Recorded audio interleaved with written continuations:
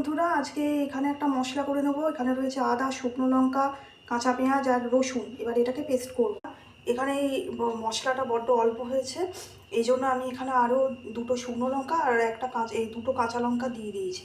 এবার এটাকে পেস্ট করব। এবার দেখুন আমি এখানে তেল দিয়েছি, দিয়ে পেঁয়াজগুলো দিয়ে দিয়েছি। দেখুন বন্ধুরা, বেসনটা আমি অল্প বিট নুন দিয়ে মেখে নিয়েছি ভালো করে ব্যাটারটা। পেঁয়াজ ভেজে তার মধ্যে ওই পেস্টটা দিয়েছি আর আলুটাকে ভালো করে ম্যাক্স করে দিয়েছি জিরে আর ধনে গুঁড়ো আর লবণ তো পেঁয়াজ বানানোর সময় দিয়েছি।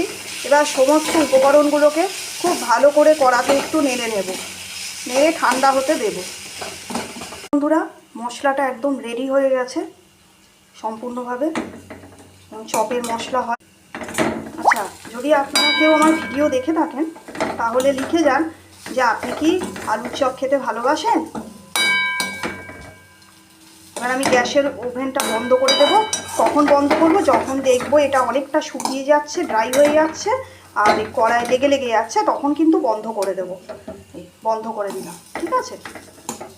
পুরো পুরটা দেখুন রেডি হয়ে গেছে একদম, যেরকম এটা দিয়ে আপনারা না ফুচকাও খেতে পারবেন।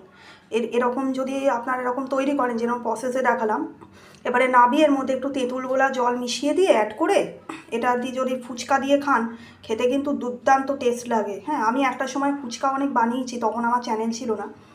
যাই হোক, এগুলো সমস্ত এইভাবেই তখন তৈরি করে নিয়েছি। এবার এগুলো আমি বেসনে ডুবিয়ে ডুবিয়ে এক একটা করে চপ ভেজে তুলব। বন্ধুরা এই যে গরম গরম আলুর চপ রেডি হচ্ছে।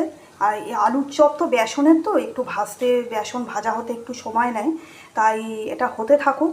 এর পরের ভিডিওতে মানে কেমন হলো সেটা আপনাদের দেখাবো, ঠিক আছে। তাহলে আপাতত এতটুকুই। যদি ভিডিও ভালো থাকে তাহলে একটু সাপোর্ট করবেন, ঠিক আছে। সকলেই ভালো থাকবেন। আজকের জন্য এতটুকুই, টাটা।